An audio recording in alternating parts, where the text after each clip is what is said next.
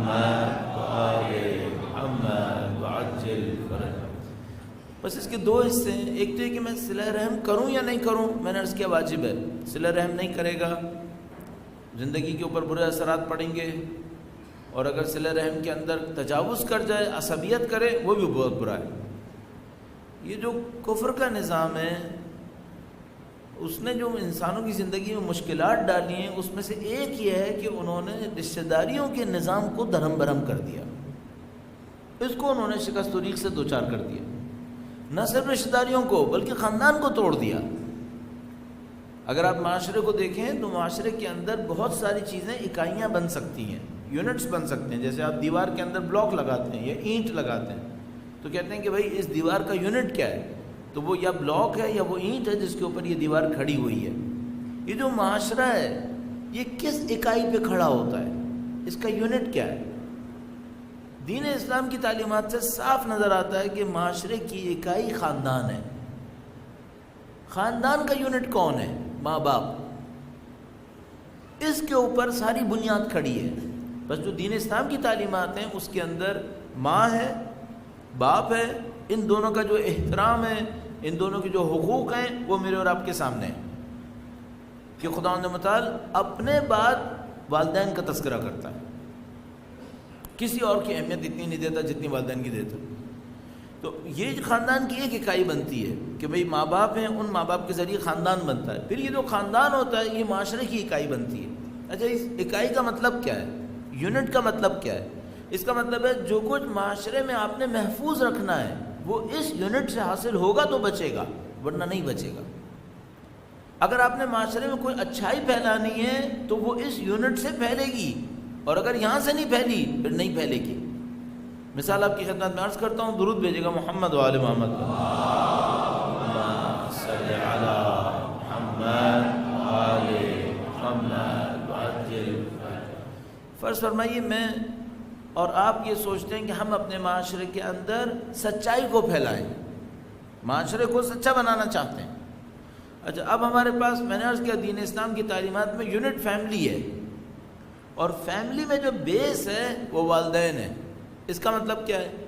اس کا مطلب یہ ہے کہ اگر اگلی نسل کے والدین کو سچا کرنے میں کامیاب ہو گئے تو اس سے اگلی نسل کے بچے ابتدا سے سچے ہوں گے۔ یونٹ کا یہ مطلب ہے، اگر آپ نے کام کرنا ہے کام یہاں سے ہوگا ورنہ نہیں ہوگا۔ مثال کے طور پر اگر کوئی اس فیملی کو نہ لے تو کیا کرے گا؟ پھر ایک اور راستہ نکالے گا، وہ پورا انحصار کرے گا معاشرے کے انسٹیٹیوٹس پر، مثلا کن انسٹیٹیوٹس پر؟ مثلا اسکولز پر۔ تو وہ فیملی کو نظر انداز کرے گا، اسکول کو اہمیت دے گا، فیملی کو نظر انداز کرے گا، میڈیا کو اہمیت دے گا، ایکٹیویٹیز کو اہمیت دے گا، اگر کوئی فیملی کو نظر انداز کرے۔ اچھا، اگر کوئی اس طرح کی حرکت کرے تو سمجھ لیں کہ اس نے معاشرے کے اندر ایک تعارض ایجاد کر دیا ہے، ایک کانٹرڈکشن ایجاد کر دیا۔ والدین جہاں سے سب کچھ حاصل ہونا چاہیے تھا اس نے اس کو نظر انداز کیا ہے اور اس کی جگہ کچھ اور چیزوں کو لے کر بیٹھ گیا۔ اب میں آپ کی خدمت میں مثال اور ایک اور کر دوں، عملی مثال۔ یہ جو آپ نے یقیناً نام سنا ہوگا، کرنل قذافی تھا لیبیا کے اندر، اس نے ایک عجیب نظام بنایا تھا۔ اس کے نظام میں ایسا تھا کہ جو بچے اسکول جانے کی ایج میں پہنچتے تھے تو اسکول میں جا کر ناشتہ کھایا کرتے تھے، اسکول میں جا کر کھانا کھایا کرتے تھے، اور رات کا کھانا جو والدین کے پاس کھاتے تھے اس کے لیے حکومت والدین کو پیسے دیتی تھی۔ یعنی تصور کیا تھا؟ تصور یہ تھا کہ بچے ہمارے رات کو آپ کے پاس رکیں گے، تصور اس طرح سے دینے کی کوشش کی۔ اچھا، اس کے نتیجے میں یہ تھا کہ جب اگر بچے سے والدین کچھ کہتے تھے کہ بھائی اس طرح سے کرو، اس طرح سے نہ کرو، تو ان کا جو ایک عمومی جواب تھا وہاں پر وہ یہ کہ بھائی آپ نے ہمیں نہیں پالا ہے، ہمیں حکومت نے پالا ہے۔ جس کسی نے یہ نظام بنایا، کسی بھی نیت سے بنایا، اس نے ایک چیز تباہ کر دی، خاندان۔ اس نے خاندان تباہ کر دیا۔ اچھا، میں یہ نہیں کہہ رہا کہ والدین کو بچوں کو پالنے کے لیے کوئی سپورٹ نہیں ملنی چاہیے، نہیں ملنی چاہیے، ان کا حق ہے۔ اگر وہ اس حد میں ہے کہ ان کو سپورٹ کی ضرورت ہے تو سپورٹ ملنی چاہیے، لیکن کیا بچوں کے ذہن سے والدین کا نام نکال دینا چاہیے؟ ان کا رشتہ ختم ہو جائے؟ یہ جو بھی کرے گا مصیبت لائے گا، وہ اپنے آپ کو تباہ کر لے گا۔ یہ جو والدین کا کردار ہے، یہ پیچھے نسل سے سیکھ کر اگلی نسل کو منتقل کرنے کا کردار ہے۔ ہم لوگ کیریکٹرز کو صحیح ڈیفائن نہیں کر رہے۔ ہم لوگوں کے نزدیک ماں باپ کا کردار بچے پالنے والے کا کردار ہے۔ بچے کو پالنا زیادہ سے زیادہ ہمارے نزدیک یہ کردار ہے کہ ماں باپ وہ ہیں جو بچے کو پالتے، اس کو تعلیم و تربیت دیتے تاکہ وہ اگلی نسل کے لیے تیار ہو۔ اس حتیٰ یہ جو دوسری قسم ہے یہ اچھی ہے، اس کو اچھا جو کوئی بھی کہہ رہا ہے اچھا کہہ رہا ہے، لیکن ایک مشکل ہے، پیچھے سے رابطے کو نہیں سمجھ رہا ہے۔ یہ پیچھے کا بھی ایک رابطہ ہے۔ مثلا میں آپ سے پوچھوں گا، کیا میرے یا میرے والدین نے اللہ کے رسول کو دیکھا تھا؟ کسی تسلسل کا حصہ تھے، پیچھے سے کوئی فکر لے کر آئے تھے، اس فکر کے اوپر محنت ہوئی ہے، اس کے بعد میں اور آپ یہاں تک پہنچے ہیں۔ ہمیشہ خاندانوں میں ایک تسلسل ہے، اس تسلسل کی اپنی ایک قیمت ہے، ہم اس کو نظر انداز نہیں کر سکتے۔ تو جو کوئی بھی خاندان کے اندر ہے، خاندان کی اکائی کو سمجھنے والا ہے، وہ اس بات کو سمجھ جائے کہ اس کے بغیر نظام کو لے کے چلنا ناممکن ہو جائے گا، اور یہی وہ جگہ ہے جو تربیت کی جگہ ہے۔ اگر ہمیں اگلی نسل کو صحیح کرنا ہے، اگلی نسل کو لے کے چلنا ہے، اسکول کی بہت امپورٹنس ہے، میڈیا کی بہت امپورٹنس ہے، لیکن جو سب سے اہم جگہ ہے وہ خود خاندان، خود ماں باپ اور ان ماں باپ کے اطراف۔ اب اس میں کچھ چیلنجز ہیں، ظاہر ہے کام بہت حساس ہے، اور جتنا کام حساس ہے اس کے چیلنجز بھی بہت حساس ہیں۔ خاندان کے اندر جو تربیت کے چیلنج ہیں، وہ چیلنج میں آپ کی خدمت میں عرض کرنے کی کوشش کرتا ہوں، اور اپنے موضوع کو ایک اور مرحلہ آگے لے کے چلیں گے۔ درود بھیجے گا محمد و آل محمد پر۔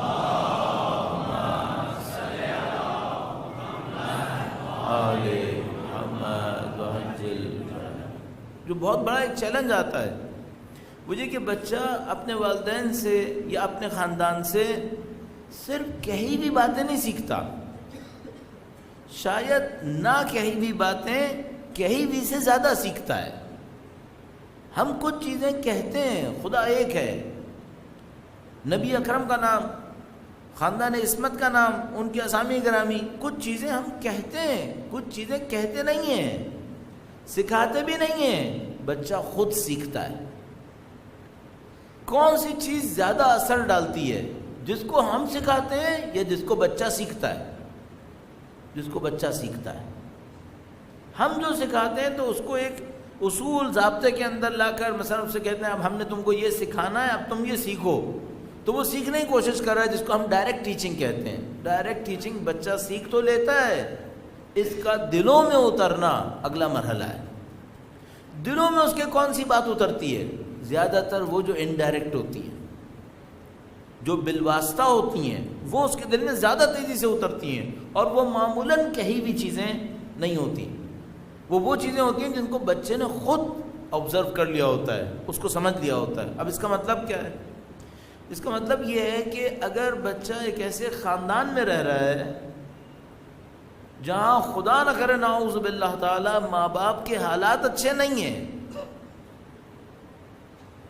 کیا یہ ممکن ہے کہ ہم اس بچے کو ویسا ہی دیکھ پائیں، ایگزیکٹلی ویسا ہی ہو جن کے حالات اچھے؟ اس بچے کی نفسیات پہ اثر پڑے گا یا نہیں پڑے گا؟ دنیا کا ہر دین، مذہب، قاعدہ، اصول سوائے چند نفسیات کے اندر موجود مفکرین کے اس بات کے قائل ہیں کہ قطعاً اثر پڑے گا، قطعاً اثر پڑے گا۔ اب میں نے عرض کرنا چاہ رہا کہ اس میں اسٹڈیز کیا ہیں، میں نے کچھ سیکولر اسٹڈیز کے حوالے کچھ جگہوں پر آپ کی خدمت میں عرض کی ہیں، لیکن اس کے اوپر تفصیلی سرویز ہوتے ہیں، ڈسکشنز ہوتی ہیں، اس کے اوپر آبزرویشنز کی جاتی ہیں کہ جن بچوں کا کرمنل ریکارڈ ہوتا ہے، بچوں کا کرمنل ریکارڈ کا مطلب یہ ہے کہ 18 سال پہنچنے سے پہلے جیل پہنچ چکا ہے، 18 سال کی عمر میں آنے سے پہلے جیل پہنچ چکا ہے۔ یہ سوسائٹی میں بہت بڑا ایک پیس ہوتا ہے، ٹاپک ہوتا ہے، جس کے اوپر ڈسکشن کیا جاتا ہے کہ بھائی یہ جو بچہ ہے یہ 18 سال سے پہلے جیل کیسے پہنچ گیا؟ اس کو اسکول میں ہونا چاہیے تھا، اس کو کالج میں ہونا چاہیے تھا، اس کو اپنے بچوں کے ساتھ کھیلتا ہوا ہونا چاہیے تھا، یہ جیل میں کیسے آیا؟ تو بھئی یہاں پر آپ کا جوڈیشری کا سسٹم ہے وہ غلط ہے، عدالتی نظام آپ کا خراب ہے جو بچے کو 18 سال کی عمر سے پہلے جیل میں لا کے کھڑا کر گیا ہے، یا یہ کہ اس بچے کے ساتھ کوئی مصیبت ہے۔ اب اس کے اوپر اسٹڈیز ہوتی ہیں تو اس کے اکثریت قاطع بچے ان فیملیز کے ہیں جن کے ماں باپ کے اندر کوئی مشکل پیش آئی ہوئی ہے، اکثریت قاطع، یعنی سمجھ لیجیے 70%، 65% سے اوپر بچے وہ ہیں جن کے والدین کے اندر مشکلات ہیں، ان کے رشتوں کے اندر، ان کے تعلقات کے اندر مشکل پیش آئی ہوئی ہے۔ یہ میں نے ایک طرف سے کہا آپ کی خدمت میں، اور جو ہم نے کچھ عرصہ تقریباً 10 سال ٹیچنگ کی مختلف اسکول، کالجز اور یونیورسٹیز میں، تو ہم نے بچوں کے ساتھ اس بات کو سمجھنے کی کوشش کی کہ کتنے فیصد بچے ایسے ہیں جن کے والدین کے ساتھ پرابلم ہے، یعنی ان کے گھروں کے اندر میاں بیوی کے درمیان چپقلش ہے۔ جو میں آپ کی خدمت میں عرض کر رہا ہوں، یہ ان آفیشیل تھی ایک اسٹڈی، اس کو 8 سال ہو چکے ہیں، تو اللہ کرے کہ اس وقت صورتحال بہتر ہو۔ میں کم سے کم اپنے اس تجربے سے سمجھ پا رہا ہوں کہ کم سے کم 60% گھرانے قطعاً ایسے ہیں جہاں پہ لڑائی ہے، جہاں پہ ٹھیک ٹھاک مشکل ہے۔ 60% میں کم کر کے آپ کی خدمت میں عرض کر رہا ہوں، ورنہ جو ہماری آبزرویشن تھی وہ اس سے کہیں زیادہ خراب تھی۔ اس کا مطلب کیا ہے؟ اس کا مطلب یہ ہے کہ آبادی کی آدھے سے زیادہ بچوں کی آبادی نفسیاتی طور پر پوٹینشلی بیمار ہے، نفسیاتی طور پر پوٹینشلی بیمار ہے، یعنی اس کو بیمار ہو جانا چاہیے، اللہ بچا لے ایک علیحدہ معاملہ ہے۔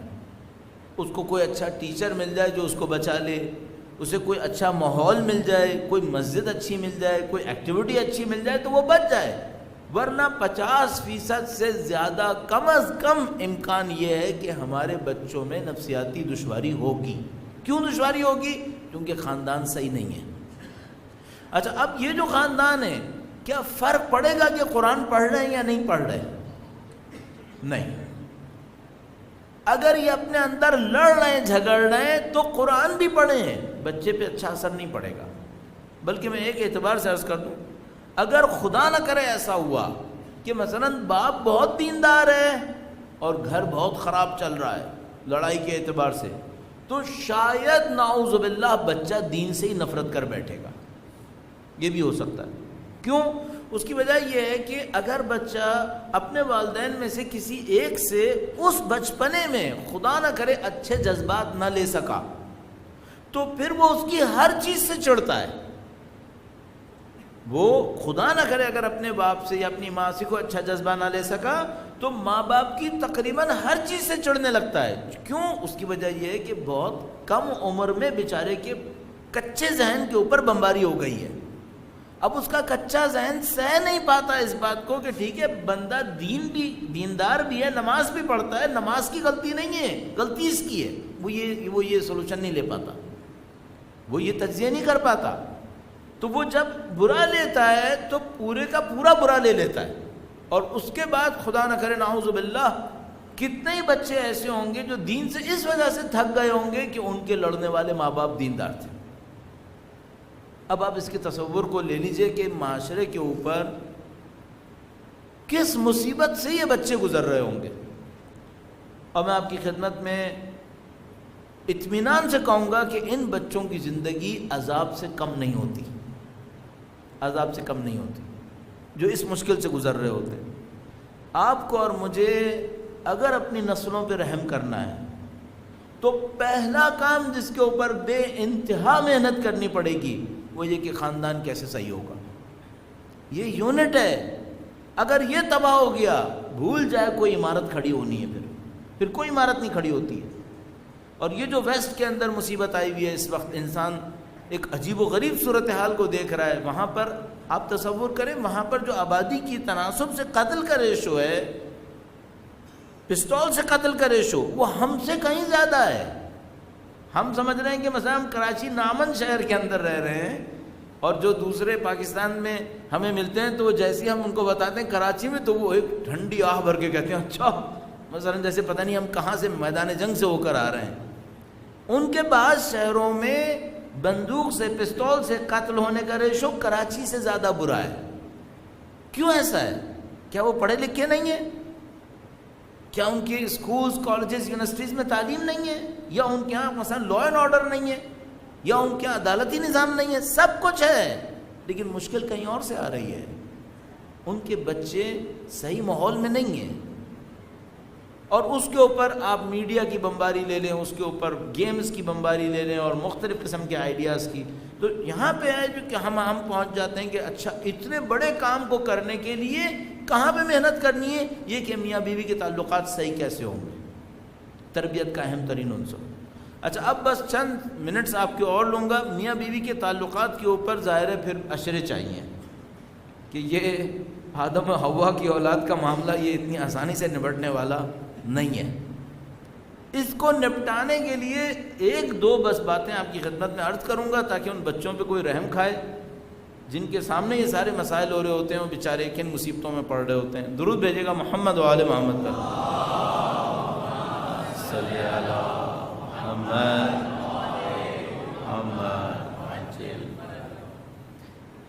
ظاہر ہے کہ یہ ایک پیچیدہ معاملہ ہے. وہ یہ کہ اگر میاں بیوی کی نہیں بن پا رہی ہے تو اس کو ہم چند منٹس کے اندر سوچیں کوئی بات کہیں گے کہ بن جائے گی، اتنا آسان نہیں ہوگا. لیکن اصول کیا ہو سکتا ہے، کہاں سے لڑائی کی جڑ بن سکتی ہے، اس کے اوپر بات کر لیتے ہیں. ہمارے خیال میں جو لڑائی کی سب سے بڑی جڑ بنتی ہے وہ دو چیزوں کے اندر ہے. اگر اس کو سنبھال لیں تو کئی چیزیں سنبھلتی ہیں. پہلی چیز، توقعات کم کر لیں، ایکسپیکٹیشنز کم کر لیں. یہ دو انسان ہیں، اور یہ دو انسان جب ایک دوسرے کے ساتھ رہتے ہیں تو ان کی کچھ توقعات ہوتی ہیں. مثلا شوہر کو اپنی بیوی میں کچھ توقعات ہیں اور بیوی کو شوہر سے کچھ توقعات ہیں جو نفسیاتی ہوتی ہیں کہ بہت طبیعی سی بات ہے کہ وہ اپنا گھر چھوڑ کر آئے اور یہ بھی اپنی زندگی اس کے لیے وقف کرے. تو ان دونوں کو ایک دوسرے سے کچھ توقعات ہوتی ہیں. اگر یہ توقعات ایک توازن میں رہیں، بیلنس میں رہیں اور پوری ہوتی رہیں کسی حد تک، تو زندگی جنت ہے، بڑی اچھی زندگی. لیکن خدا نہ کرے اگر ایک سائڈ کی توقعات بڑھ جائیں اور یہ پوری نہ کر سکے، اب کیا ہونے والا ہے؟ اب یہ ہے کہ پھر جھگڑا شروع ہونے والا ہے. ایک سائڈ نے توقعات بڑھائیں اور دوسری سائڈ ان توقعات کو پوری نہیں کر سکی. وہ توقعات کیا تھیں؟ بہت ہی چھوٹے لیول پہ چلے جائیں تو پیسے کی توقعات آ جائیں، دوسرے لیول پہ چلے جائیں تو نفسیاتی کچھ توقعات آ جائیں. وہ کیا کہ میرے اوپر اٹینشنز اتنی نہیں ہیں، توجہ اتنی نہیں ہے.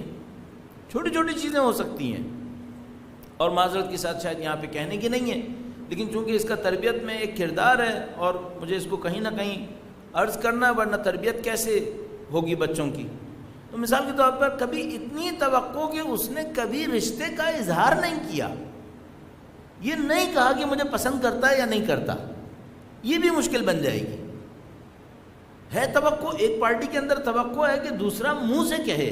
اچھا وہ جو دوسرا ہے وہ پتھر کا ہے، اس کو کہنا آتا ہی نہیں ہے. اب وہ لاکھ بتاتا ہے کہ بھائی میں لکڑی کا ہوں، میں یہ نہیں کہہ سکتا ہوں، لیکن اس کی توقع ختم نہیں ہوتی. اچھا اب توقع ہے، وہ توقع پوری نہیں ہو رہی، تو اس کا مطلب یہ ہے کہ فرسٹریشن بنے گی، الجھن بنے گی، چڑچڑاپن آئے گا. اب جب ادھر سے چڑچڑاپن آئے گا اور یہ جو بندہ خدا نہیں کہہ رہا ہے یہ نہیں سمجھے گا کہ میرے نہ کہنے سے یہ ہو رہا ہے، اب معاملہ خراب ہونا شروع ہو جائے گا. بعض اوقات چھوٹی چھوٹی باتوں سے. تو پہلا اصول کیا ہے؟ توقعات کو کم کر لیا جائے. اچھا توقعات کو کم کیسے کیا جاتا ہے؟ آخر تک جائیں نا، پھر بیچ میں روک دیں گے فائدہ کیا ہوگا. توقعات کیسے کم کی جاتی ہیں؟ اپنے آپ کو اس کی پوزیشن میں بٹھاؤ اور پوچھو کہ میں ہوتا تو پورا کر لیتا. ذرا سا پوزیشنز چینج کر لیا، اپنے آپ کو اس کی پوزیشن میں لاؤ اور خود کو اس کی پوزیشن میں، اور اس کے بعد سوچو کہ یہ توقع مجھے پوری کرنی تھی یا نہیں کرنی تھی، اور یہ توقع اس کے لیے اگر اتنی اہم ہے تو مجھے پوری کرنی چاہیے یا نہیں کرنی چاہیے. ہر ایک کی اپنی ایک ڈیمانڈ ہوتی ہے، کسی کی کچھ ڈیمانڈ ہے، کسی کی کچھ اور ڈیمانڈ ہے. میں یہ نہیں کہہ سکتا کہ میرے نزدیک اس بات کی کوئی اہمیت نہیں ہے، اس کے نزدیک اس بات کی اہمیت ہے. جتنا میرے نزدیک کسی اور کی اہمیت ہے اس کے نزدیک اس کی اہمیت ہے.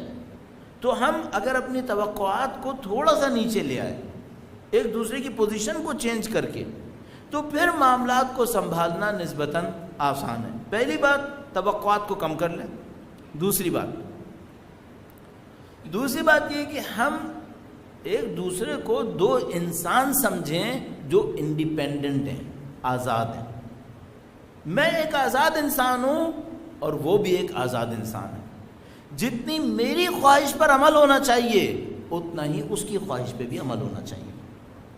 یہ مساوات اگر ہم نے نہیں سیکھی اور ایک کے ذہن میں کسی بھی وجہ سے یہ خواب ہے کہ میری زیادہ چلنی چاہیے, بس پھر سمجھ لیں کہ معاملہ خراب ہو گیا. اب اگر مرد کی طرف سے خواہش ہے کہ میری زیادہ چلنی چاہیے تو ایک اور جھگڑے کی کیفیت, اور اگر اس طرف سے خواہش ہے کہ میری زیادہ چلنی چاہیے تو پھر تو معاملہ پاکستانی معاشرے میں ایک اور کیفیت ہے, اس کے اپنے مسائل. جو مجھے دو باتیں سمجھ میں آتی ہیں, پہلے تو یہ کہ تحمل ایجاد کیا جائے, ٹالرنس, ایک دوسرے کی جگہ کو سمجھتے ہوئے اور توقعات کو کم کیا جائے. اور دوسری بات یہ کہ ہمیں یہ ریئلائز کرنا پڑے گا کہ یہاں دو مستقل انسان ہیں جن کی اپنی اپنی حیثیت ہے. کوئی ایک یہ کوشش نہ کرے کہ سامنے والا بس وہی کرے جو میں چاہوں, یہ نہیں ہو سکتا. یہاں پہ اعتدال کرنا ہوگا. یہاں پہ آخری اس معاملے میں عرض کروں گا, کچھ نہ کچھ لین دین ضروری ہے. لین دین کا مطلب کیا ہے؟ کچھ میں چھوڑوں اور کچھ سامنے والا چھوڑے.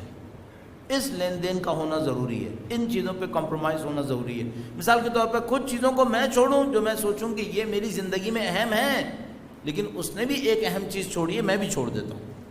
اگر اس اصول پر چلیں نبھانا مشکل نہیں ہے. لیکن اگر یہ نہیں ہے, تحمل نہیں ہے, انڈرسٹینڈنگ نہیں ہے ایک دوسرے کے لیے, ایک دوسرے کو اور پھر سب سے بڑھ کر اس میں کیا, احترام دینا. ہم لوگ یہ سمجھ رہے ہوتے ہیں احترام گھر کے باہر کے لیے ہوتا ہے. بھائی بھائی کو احترام نہیں دیتا, بھائی دوستوں کو دے دیتا ہے. بیٹا دوست کو دے دیتا ہے, باپ کو نہیں دیتا.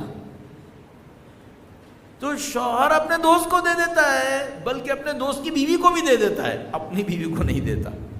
اور بیوی اسی طریقے سے. احترام دینا ہوگا, آپ کو کہیں نہ کہیں رسپیکٹ کے قائل ہونا ہوگا. دوستی علیحدہ معاملہ, بے تکلفی علیحدہ معاملہ, لیکن احترام محفوظ, احترام ہونا چاہیے. مثال کے طور پر بدترین بے احترامی کیا ہو سکتی ہے؟ اگر دوسروں کے سامنے کسی کے سر پہ چلایا جا رہا ہے, اس کا مطلب یہ کہ آپ دوسروں کے سامنے بے عزتی کر رہے ہیں. اس کا مطلب یہ کہ اب معاملہ بہت خراب ہونے والا ہے. ایک اور آخری اس میں اصول عرض کروں, میں بھی اس معاملے سے فوراً نکلنا چاہ رہا ہوں, اس میں زیادہ نہیں پڑھوں گا. وہ یہ ہے کہ کیا ایک پارٹی کا خاموش رہنا اس بات پہ دلیل ہے کہ تعلقات اچھے ہیں؟ نہیں. اگر کوئی ایک خاموش ہے تو کیا اس بات پہ دلیل ہے کہ تعلقات اچھے ہیں؟ ہرگز نہیں. کیوں؟ کب تک خاموش رہے؟ کبھی نہ کبھی مشکل آ سکتی ہے. اب میں نے عرض کیا, میں سرویز وغیرہ کو بہت زیادہ ریفر نہیں کرنا چاہ رہا ہوں, لیکن یہاں پہ حقائق موجود ہیں. ایک سائیکالوجسٹ اپنی اس کام کی مہارت کے اندر وہ اتنی مہارت رکھتا تھا کہ کسی بھی دو افراد کو, میاں بیوی کو ساتھ بٹھاتا تھا, ان سے کہتا تھا کہ آپ میرے سامنے 15 منٹ کے لیے کوئی گفتگو کریں, کوئی بھی گفتگو, اور 15 منٹ کی گفتگو کے بعد 85% ایکوریسی کے ساتھ, 85% ایکوریسی کے ساتھ وہ بتا دیتا تھا کہ 5 سال کے اندر طلاق ہوگی یا نہیں ہوگی.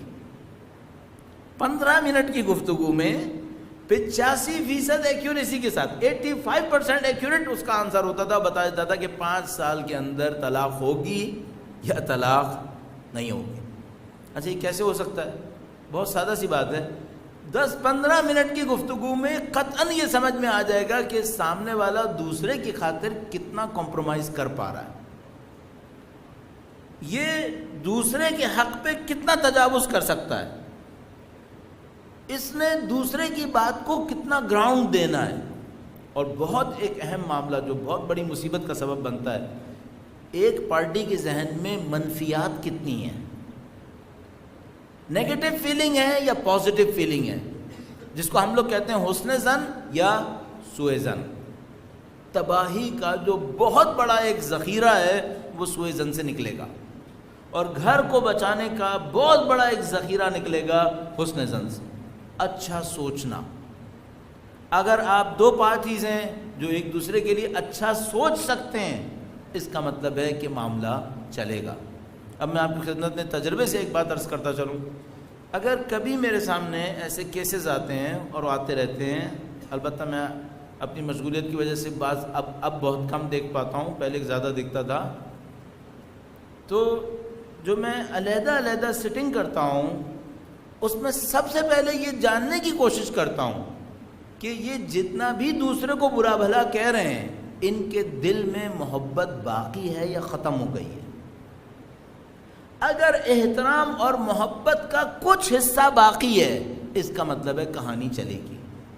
اس کو سنبھال سکتا ہے, اس کو سنبھالا جا سکتا ہے. لیکن اگر آپ نے گفتگو کی اور آپ کو پتہ چلا کہ اب نفرتوں کے سوا کچھ نہیں ہے, 10% بھی محبت نہیں رہی, اس کا مطلب یہ ہے کہ اب سرنڈر کرنے کا ٹائم آ چکا ہے. تو ہم کوشش یہ کر رہے ہوتے ہیں کہ اس سے پہلے کے دلوں سے محبتیں بالکل ہی وائپ آؤٹ ہو جائیں, ختم ہو جائیں. 10-15% بھی ہو تو وہیں پہ معاملے کو سنبھال لیا جائے. معاملے کو سنبھالا کیسے جائے؟ جو میں نے آپ کی خدمت میں عرض کیا, برے خیالات کو چھوڑ دیں, برے خیالات کو ذہن سے نکالیں. اگر آپ کے ذہن میں آ رہا ہے نا اس نے یہ کام اس لیے کیا ہوگا, آپ سمجھ جائیں یہ شیطان ہے جو پیچھے سے بول رہا ہے. اور اگر کوئی بندہ آپ سے کہہ رہا ہے تو سمجھ جائیے کہ یہ کچھ گڑبڑ ہو سکتی ہے. مخلص بھی ہو سکتا ہے لیکن گڑبڑ کافی زیادہ ہو سکتی ہے. اگر بیٹھے بیٹھے ذہن میں آ رہا ہے تو پھر تو میں گارنٹی سے کہہ رہا ہوں یہ شیطان ہوگا. اگر آپ بیٹھے بیٹھے آپ کے ذہن میں آ رہا ہے اس نے جو یہ کیا ہوگا اس کا مقصد یہ ہوگا, تو پھر آپ بہت ہوشیار ہو جائیے گا کہ آپ کے اوپر شیطان ٹھیک ٹھاک حملہ کر رہا ہے.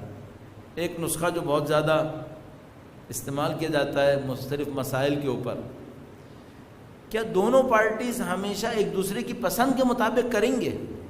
نہیں. دو انڈیپینڈنٹ ہیں, اس کی اپنی پسند ہے, اس کی اپنی پسند ہے, اس کی اپنی ناپسند ہے, اس کی اپنی ناپسند ہے. اچھا اس نے کچھ کیا جو اس کو پسند نہیں ہے, اب یہ کیا کرے؟ تو میں مشورے کے طور پہ کہتا تھا کہ جب کوئی ایسی بات کرے سامنے والا جو تمہیں بالکل پسند نہیں ہے, تو اکیلے میں ہنس لیا کرو, اکیلے میں ہنس لیا کرو.